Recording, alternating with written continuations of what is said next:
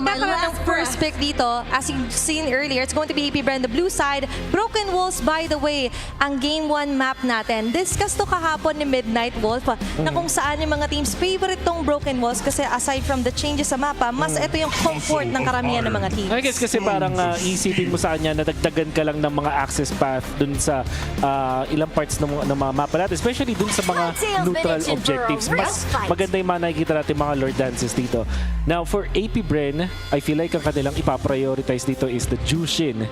And sinabi natin kanina, yung pag-control ng river, isang hero na napakataas ng pag-control sa river, pati na rin dun sa may mid lane, is that Jushin. And also, kailangan mong alisin yan sa TLPH. Oo, nakita natin no, nung week number 1, napakaganda ng mga performances ng mga teams na humahawak talaga ng Zushin. Tuloy-tuloy pa rin ang streak ng Zushin sa pagpapahirap no, doon sa lane na yung kahit nga mga talong Zushin games, no, di ba talagang nakikita natin kung gaano kalaking impact.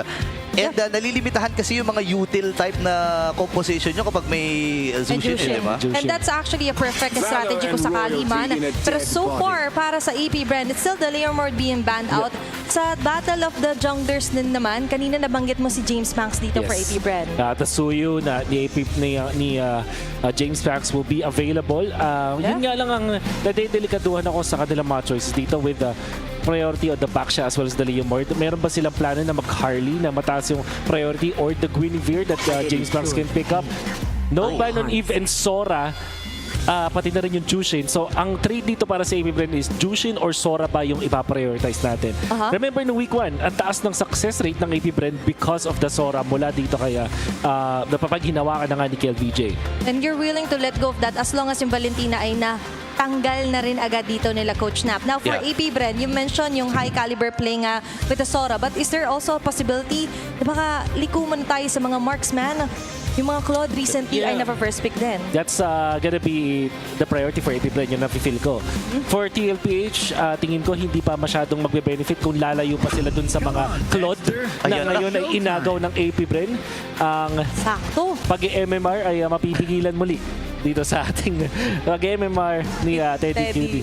But then, Jushin, open para sa TLPH, tingin ko hindi na mapupuntahan sa AP Bren. Ngayon, prepared na ba sila na kumuha ng high pick na Sora para meron din silang pang flex? Oo.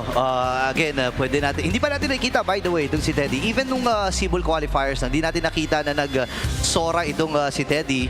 Let's see kung isa ba to sa mga pinaghandaan nila. Kasi ang ganda nga ng Zushin dito, kung iisipin mo, and yung laning niya against the potential target na or potential na kalaban at katapat mo sa gitna, like the Farsa or the Zetian or the Eve. Lamang Ray, ayan ang nakukunin nila. Kakasabi lang din nito ni Wolf na ito yung hindi mo willing i-let go plus partnering right up with the Hylos. And AP Bren, meron silang leeway kunin ng Eve dito. Tapos, siguro pwede nilang isama ng isang malakas din mag-lane, which in this case, I'm seeing Hilda o kaya Khalid. Eve plus Khalid, napakalakas na combination. Ang problema nga lang doon, kapag kinuha nila, mawawalan sila agad ng hero dito para kay James Manx. Pwede silang maubusan like 4th pick para sa TLPH yung Harley, tapos magbaban sila ng Guinevere. Baka maubusan, and even the Suyu, it will mean na maubusan si James Manx. So there is that consideration as well for AP Bren. I think Eve, Harley, or Eve Khalid ang pwede dito sa AP Bren. Are they willing to sacrifice dahil nabanggit nga natin sa The Howl, sa Infinix Keys to Victory, na para sa TLPH, they have to force out dun sa Class S and Class A pagdating na hero si James Manx. And the answer is yes. It's going to be with the Sora pick here, Burrito. Oo nga eh. And ngayon, para sa Team Liquid, sila naman ngayon ang pwedeng kumuha ng jungle. Harley pwede. Hindi ko alam, baka gusto ba nila mag-util dito kasi may mga Fred pa rin naman na available. Kaya lang mahirap lang sa isang Eve. Pili ko, tama, maganda na Harley dito eh. Shoot na to. Mas maganda yung entry point actually dito rin isang Harley. But by the way nga, we've mentioned na itong si Teddy Cutie is also denied the Pasora kahit nung sa MDL. So we are yet to see that at kinuha rin agad ng AP Bren. There's the carry potential para dito sa TLPH kung ipa-prioritize nila yun. Or, Harley, as we've mentioned, ang pinaka-trade-off lang nito para sa TLPH is pwedeng maubusan ng hero itong steady. For example, pwedeng ang AP Bren magban ng carry as well as Harith. Yun na yung nafe-feel ko dito na ibaban ng AP Bren. Whereas for TLPH, ang kanilang target naman ngayon is si James Manx. Suyu, can be banned as well as the Guinevere. Pwedeng yun yung directly na magiging trade-off nga because of the Harley. And you mentioned nga si Teddy. And you're right about that na although hindi pa nga natin nakikita outside the carry Claude itong hero pool ni Teddy, but in Coach Nap, we trust na nga ba kasi he mentioned in an interview that he is good in any hero that he uses. Ito na ba yung oras para makakita tayo ng bago? Pero bagong ban, Guinevere has been banned out here by Coach Nap. Hindi naman na masama no, kung mag-experiment sila dito. Kasi kahapon nga, nakita natin si Super Makmak na kumuha ng Brody. Yeah. So baka iniisip din na doon ng Team Liquid. Pero nag-worry ako para kay James Punks eh. Inuubusan na siya ng jungle dito ng Team Liquid. Alam mo, nakakaramdam ako, broken wall, no? Baka, ano ba, iniisip pa ni James Punks dito, try nga natin mag-funny. Baka kaya. Pwede rin, no? Yun naman ang naalala natin kay James Fox from before. Lalo na kasi ang panghawak lang ng TLPH ito is just the Hylas as well as Jushin. Hindi rin sila ganun kalakas mag-invade kung sakali. So, pwede nga naman talaga ang Fanny. As expected, the carry at the Harith ang pwedeng ba ng AP Bren. Pwede nga din yung Obsidia if they're feeling it. Kasi tingin yung TLPH, pwede silang mag-last pick ng Obsidia or fourth pick na tapos i-last pick na lang yung Sanford Hero. Sa ngayon, TLPH, the Suyu, ang napapansin ko dito pwedeng ban. But Khalid instead. Okay, so they wouldn't want na mag-double down ng bantay dito sa isang Khalid kung makuha to ng AP Bren. But going back to the Obsidia idea, we've seen this nagumana para kay Savero but not fully entering a win pagdating nga dito sa week number 2 natin. But yung idea nga is to lock on specifically onto the heroes of Teddy at ganun yung nagiging idea din nila Coach G. Aside from the carry and the Harith, aside from the Obsidia as well, Granger. yun yung mga open pa. The Granger, may mga Leslie by the way, pero parang tricky masyado kung mag-linear damage lang dito si Teddy. Yison Shin nga din bigla ko naalala dito para sa mga considerations for TLPH. Lalo na kasi ang kanyang itatapatan is going to be this Claude. There's the Yuzhong, so they're willing to give the Harith. Desperately needs. At the same time, parang hindi nga naman siya considered TL kasi naka-Harley na rin sila. Kailangan nila ng physical damage from their gold laner dito sa TLPH. Ang nakikita ko dito talaga is either Granger or Obsidia para sa TLPH. And para naman sa AP Bren, you've mentioned na willing nga sila. It's all about tilting the balance. Kasi kapag libre din nakakasalubong sa mga river control si Sanford, is hindi rin naman sila magiging payapa dumalo onto Teddy. Yeah. Mention ngayon nga with the Harley being picked off, baka nga pang last pick pa dito si Teddy kung sakali. And with that, Hovius here para kay Sanford. Ang yakap din dito sa Sora. So that's a really good pick para sa TLPH. AP Bren, hindi nila malalaman yung gold lane muna ng TLPH. This will be a blind pick for them. Without the Khalid, ang matitira sa kanila ay Hilda. Yun nga lang, wala na siyang valid Hilda targets dito as Nova. Na lang, no? Baka they might even go for Glue as the roamer para sa kanila, para dito kay Nova. At nakikita ko rin yung Suyu. Parang dahil may Phobius na parang mas masaya talaga mag-fanny dito if you're AP Bren. Oo. Yun nga eh. Kulang na dun sa panghawak, no? Wala silang diretsyong pangkuha. Or Fred rin. Make it simple. Fred rin tsaka Glue. Mas madali. Tama, kasi parang kung contest ng objective, much better kung may entry point nga dito. It's going to be the Glue, as Wolf have mentioned here for Nova. And James Pang still capitalizing the Suyu being opened up. Yun yung hindi piniling ba ng TLPH. But there's not naman yung Khalid. Moscow. Wow. Oo naman, yung isang hero pa ni Teddy. Oo nga pala, no? And ang ganda nito kasi pwedeng hatiin ng Team Liquid yung mga magiging laban. Nakita na natin na maraming beses to. Let's see. Pero sa'yo, para sa mga nanonood superfans, gusto nyo bang manalo ng 1,000 MLBB Diamonds? Ang kailangan nyo lang gawin is predict the match winner correctly at getting ready nyo iscan ang QR code natin to know more. 1,000 na yan, no? Sakto sa mga bagong labas ng mga skins at mga analyst natin nagkukomento. Ito na yung chance nyo para ipakita ang inyong lakas. Ako, matindi rin ang super fan prediction natin. Lamang ng malaking bahagi dito ang Team Liquid. Exciting itong laban na to kasi si James Pang, hawak ang kanyang isa sa mga pamato niya, pre. Pero so far, Wolf, naging angulo pa rin dito for AP Bren. Hindi naman so totally na-disrupt yung process at hindi din nila na-force out doon sa heroes si James Pangs. Yeah. Nakakuha pa rin yung Suyo. But I feel like if TLPH are prepared dun sa Suyo, kung papansinin natin na walang hero na one-shot din talaga dito from the Suyo. Even the Moscow, think about it, there's a lot of ways para ma-outplace ang Suyo. Meron ka rin access sa Wind of Nature eventually. hindi ganun kadali ang magiging buhay dito para kay James Pangs unless makakita tayo ng magandang simula sa kanilang pagja-jungle dito. And with that, sisimulan na rin natin ang unang match. Game number 1 of AP Bren and TLPH.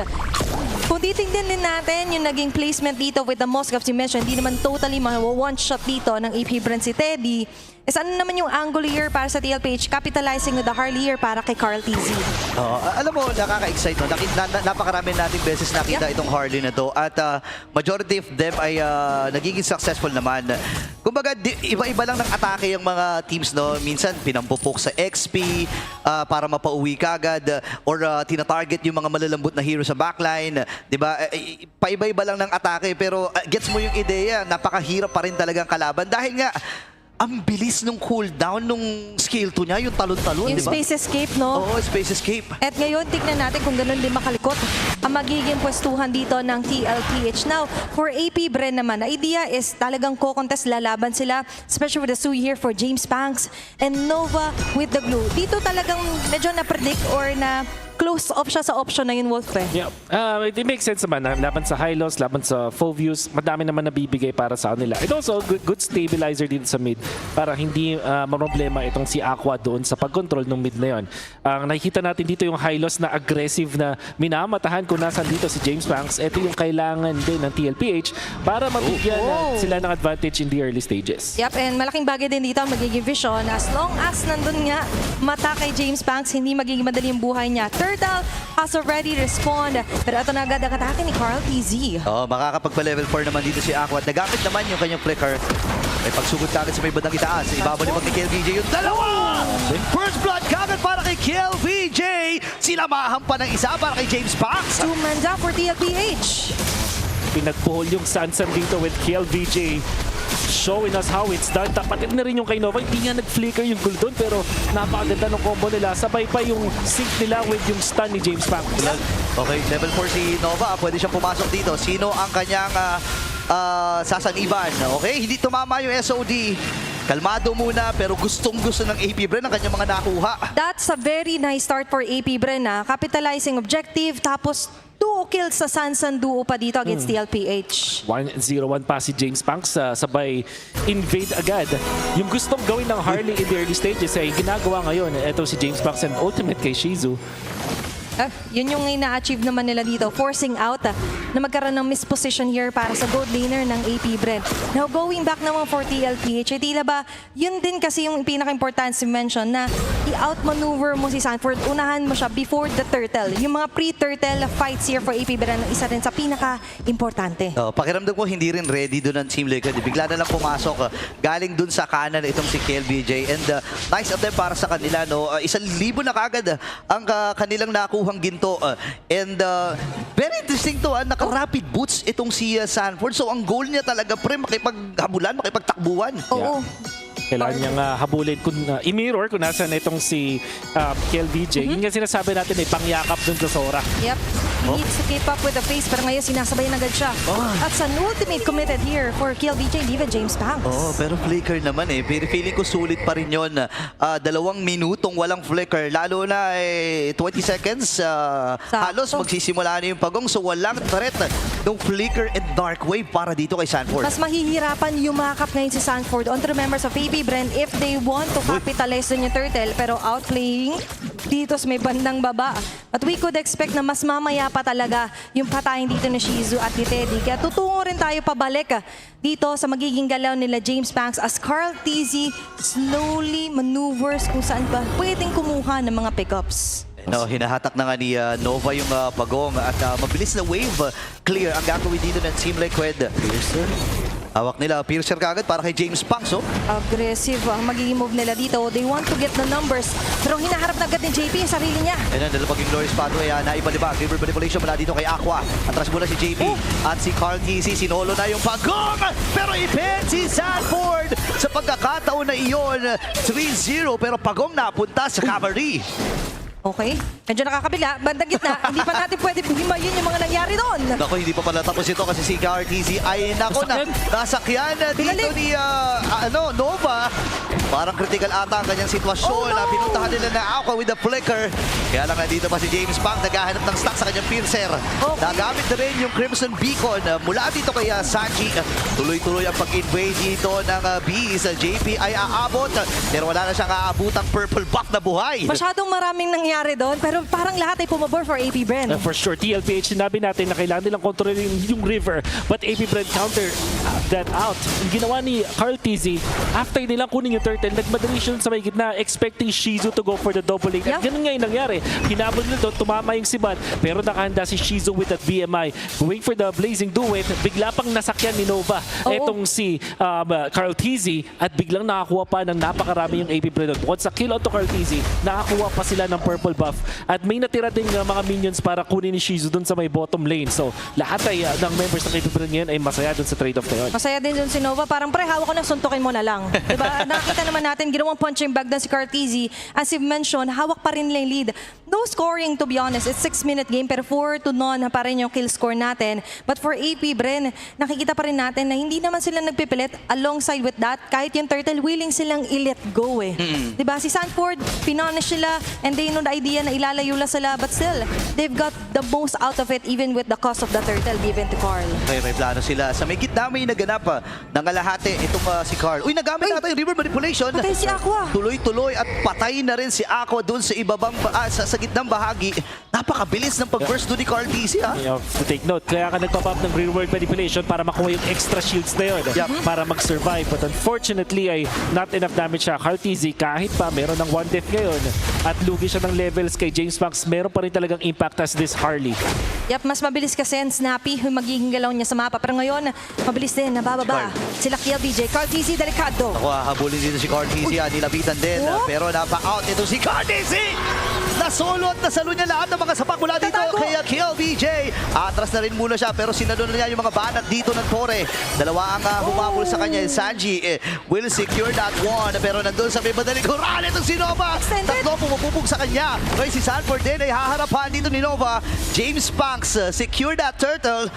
Grabe yung AP Bren dito, ah. There was a time na Kiel VJ versus Carl TZ ang nakikita nating bakbakan sa may gitna. At nakita natin din ngayon dito naman sa bottom lane kung paano na-outplay ni Kiel VJ at talagang na counteract yung mga possible movements mula kay Carl TZ. There's only so much you can do with the space escape.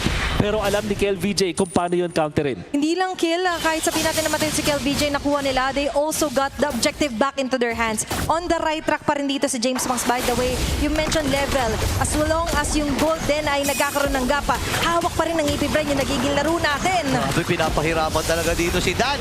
Sabi ni KLBJ, wala munang kaibigan Dad. Pero si James Punks, ikalawang stack ata to ng piercer niya. That's right. Interestingly, ang TLPH, nahahawak pa nila yung lead dito na just 1,000 gold para sa AP Bren. At lamang din itong si Teddy sa farm over the Claude. Yep. Pero top, ayun na. Ayun na, nahuli. Ay, naku! Nakastack pa muna si James Punks bago mapatay ni Carl TZ. Pares jungle ang mawawala pero tatlong miyembro sa AP Bren ang nasa itaas. Okay, that's a 1-for-1, pero technically, sabihin na natin gumante man si Carl, pero at the cost of his life, again, that's a 2-3-1 Harley this early. Kaya lang shutdown yun eh. Tapos natanggalan pa ng mga stacks. So I think yun yung rare times na parang lamang yung namatay doon. Okay lang, pero KLBJ, doubling down din agad dito, San and Oh! nagalit. Nagalit na talaga. Eto na naman. Babalik Si ba? Daddy JP nagamit yung kanyang revive. Talay! Stick ang pagtamaan ng SOD. We're seeing a few miss SODs ngayon sa mapa, Wolf. And I think that would have been crucial kung tumama sana yung para kay Teddy. Nevertheless, maganda pa rin naman ang simula dito para kay Teddy sa ngayon.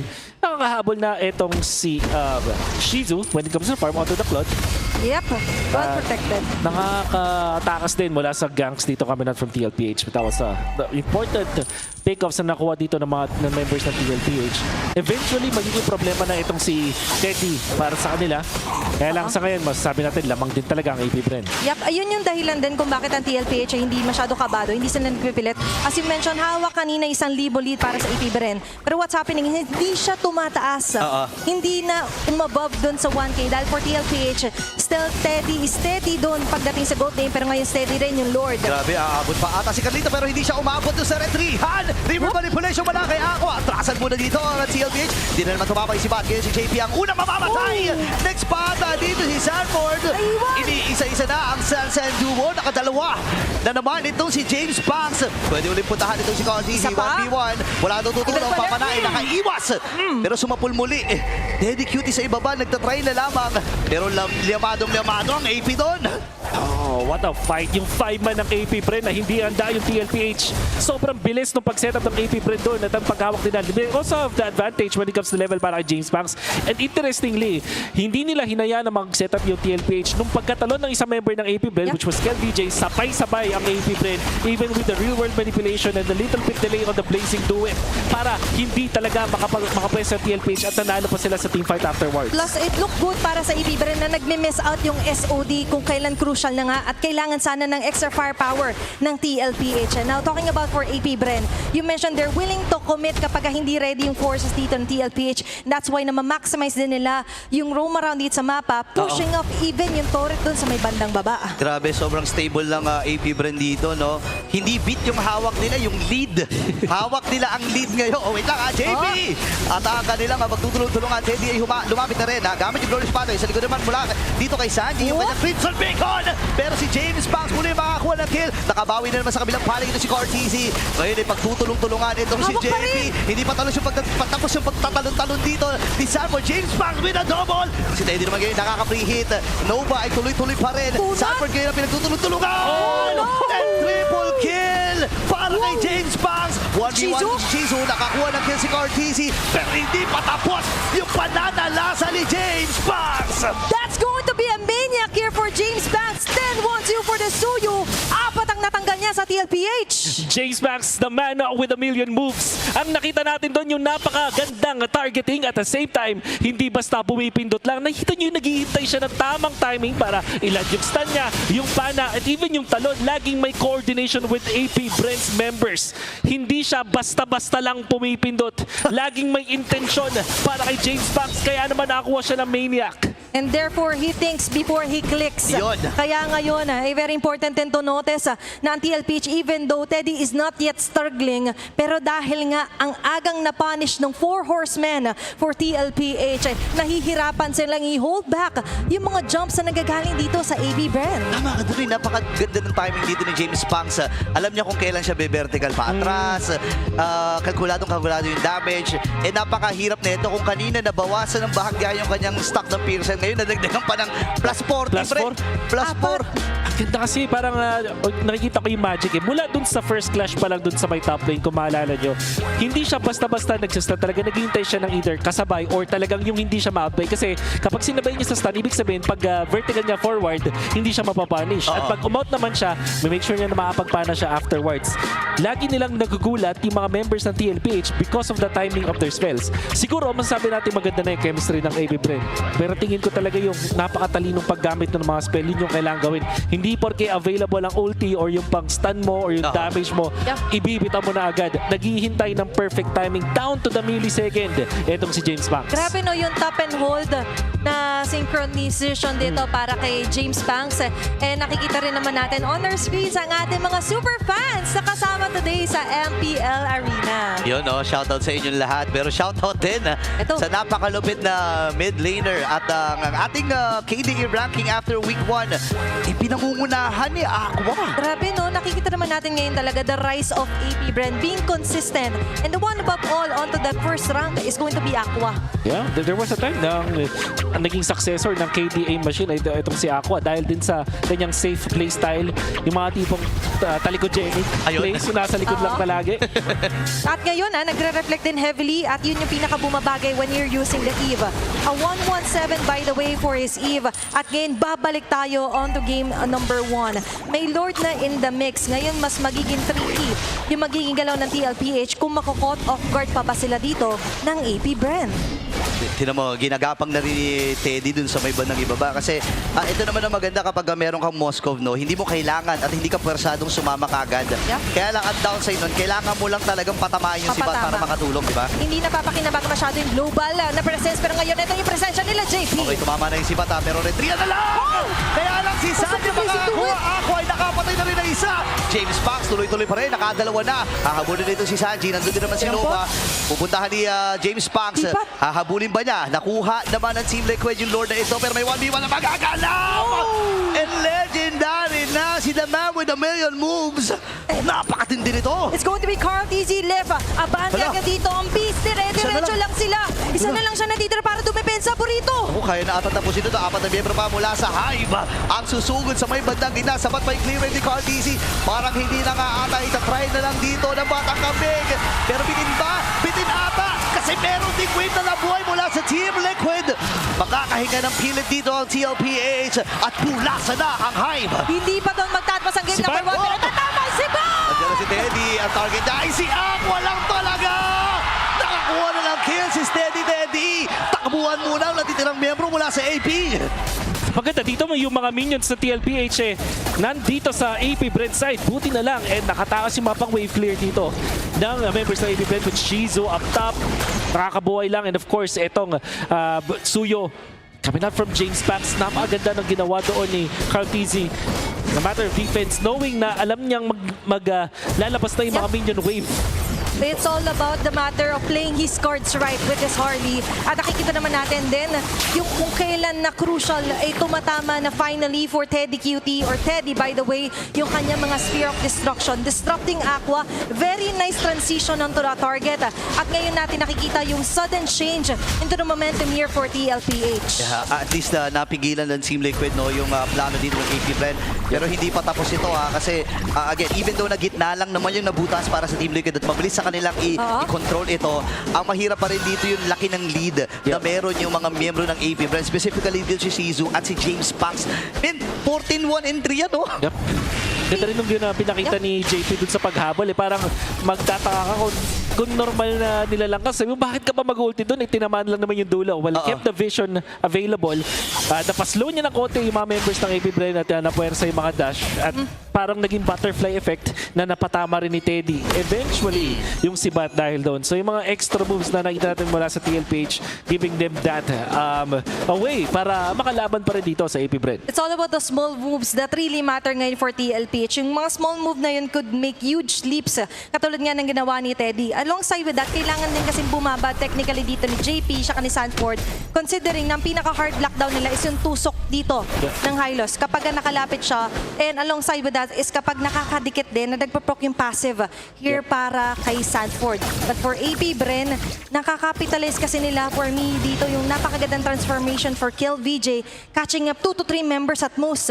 Kada may nagdidikit na members ng TLPH. Isa sa mga pwedeng gawin ng TLPH na sinisimulan naman ni Carl TZ ngayon ay dinadagaan na nila yung AP Bren, making sure na ni-utilize nila yung Moskov sa pag-split push, pati na rin yung kit na meron dito ang isang Harley para mag-clear ng minion wave dun sa may taas. Yep, it's much easier kapag medyo malayo muna sa mga upending clashes. Dito si Teddy, but Lord, again, kalasisimulan, dancing it around. Sanji holding the left bit mush or left push mid dito. At mukhang para sila Sanford ay forward march dito kay Lanova. Okay, si Nova ngayon ang tinatarget nila, pero kalahati kagad din si Daddy JP. Tumama na yung si Bat, sasama na si Steady Teddy, pero Lord lang ata magiging target nila. Dalawa na, huli dito ni Kelvin. Mamamatay na kagad si Carlito at hindi pa tapos si James Pax dahil legendary na siya. Nadrin Crimson Beacon para dito kay Sanji. Atras muna sila si Sanford, itatatalon na. Pupuntahan si Aqua din si Jisoo, pero si James Pax ay napuntahan din doon sa likod. Napakabili ng Immortality, meron ba siyang Winter Crown? Pwede ba atang habulin? And James Pax with a triple wipeout mula sa Hive. Naubos ang cavalry. Ito na naman ang part 2. Ang pagkakataon ng EP Bren para tapusin ang game 1. Diretso na ang AP Bren dito. Titignan lang pilit at susuguri na ang base. Game 1 para sa AP. 17-1-5 in history as the James Banks game. Nakita natin sa AP Bred kung gaano katindi ang suyo na to. Of course, we saw KLVJ with that wonderful ultimate dun sa dulo para mahuli at pagbubuhulin ang mga members ng TLPH. Ang ganda na ng idea mula sa Cavalry to go for that split push. Tapos tumama pa yung sibat. Kaso nga lang KLVJ and James Banks making it happen para sa AP Bred. And all in all, suyo ni James ang susuyurin even the Titans here sa liga natin. And up until the very end, KLVJ standing still dun sa mountain na tinatayuan ng TLPH. We're seeing some cute reactions onto the crowd as well. And a very nice approach dito for AP Bred. Ano, napakaganda na ginawa ni KLVJ para mahulaan kung nasan yung pagpunta at pagbalik at hindi tayo makapaniwala sa ating nakikita. Kailangan natin ng mga slow-mo sa mga gantong moments din. Especially kasi kung paano natin makikita tina-timingan at ni James Banks yung paggamit niya ng mga skill over TLPH eventually gave them the advantage this game. Yung combination ng mga players na nakita natin ng magandang chemistry kay James Banks at KLVJ na nakita natin doon at yun na nga, Ayan na. the James Banks game. Ayan na. Nag-blade Sever tayo dito, saka so-surge si para dito kay James Banks. But going back, definitely, he is the MVP for game number 1. A 17-1-5 onto his Suyu play. Napakaaga kasi nung mga yung kuha niya ng kill, no? Napakaaga din and ito yung mahirap pag sa isang Suyo. Matagal na nating nakita. Alam natin na napakarami na yung nerf na ginawa dito. Pero kapag nakakakuha ng early kill ang isang Suyo, nakakatakot talaga, di ba? Lalo na pag naka-Sky Piercer. Naka-piercer pa, di ba? Don't try this at home, mga kaibigan. Hindi porke nakita nyo na ginagamit ng mga loading ninyo. Ay, gagawin niya na. niya. Tignan mo yung timing talaga. I think hinintay niya muna na mapanak up siya ni KLVJ. If normally gagamitin mo siya, basta-basta ka lang din magbibitaw. Hindi, ito, in and out. Sabay kuha ulit ang pagtalon nung alam niyang clear na yung path para sa kanya. Hindi siya maabot ni Sanji at JP.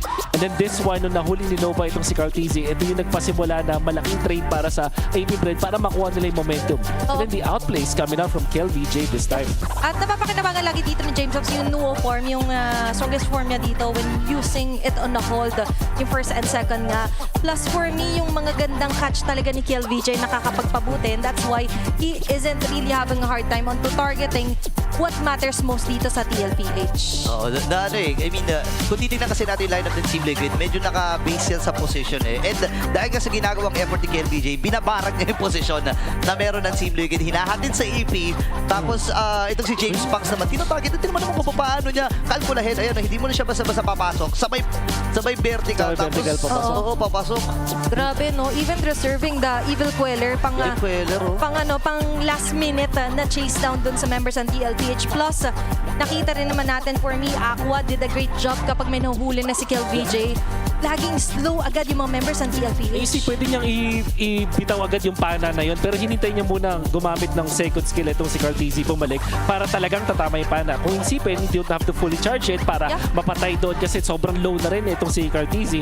Pero mas pinili nga niya na i-fully charge at itutok doon kay Cartesi. Sobrang perfect nitong paglalaro niya. And this time, makikita natin itong si KLVJ. Napagandang knock-up. Sabay na dala pa doon sa RWM. Nagiging scary na yun para sa AP Bred. Tingin ko yung TLPH, tama yung idea sa pag-split push, sabay hanap na lang ng sibat. Lalong-lalo na kasi nagpakita si Shizu dun sa may bottom lane. At makikita natin din ulit yung management ng mga spells dito mula kay James Banks. Winter Crown at syempre yung pag-in na lang doon sa may katon na Winter Crown. Alam niya eh. Alam mo, sobrang kalkulado talaga, no? And makikita natin yung expertise at patikim pa lang to ng mga million moves na meron itong si James Banks, no? And both a maniac and a triple kill in a single game na-achieve yan all together. And looking at the post-game stats as well, that was a 17-minute game time, almost 18 minutes. But all throughout, it felt like AP Bred talagang sila'y naging driver dun sa game na yon. And we can see na ito na ang masasabi nating napakagandang simula para sa AP Bred. Isa sa mga pinakamagandang simula para sa franchise ng AP Bred ng matagal na nating nakikita mula dun sa kanilang mga championship runs. Yeah. At ay tingin ko, komportable na nga si James Banks. Hindi katulad nung previous season at the seasons prior na parang yung mga napili niya mga hero ay hindi siya nag-excel. This time, pag pinahawak natin ng suyo itong si James Banks, nakikita nyo naman ang nagiging resulta. Granted, itong TLPH, binigyan na maraming chance itong AP Bred. sinabi natin, pwede nilang kunin yung Sora or iban yung Sora. Hindi nila ginawa yun. And also, the Guinevere and Suyu could have been the bans para sa TLPH. Pero hinayaan pa rin nilang mapili yung Suyu in the end. Tingin ko, hindi dapat ito yung binibigay na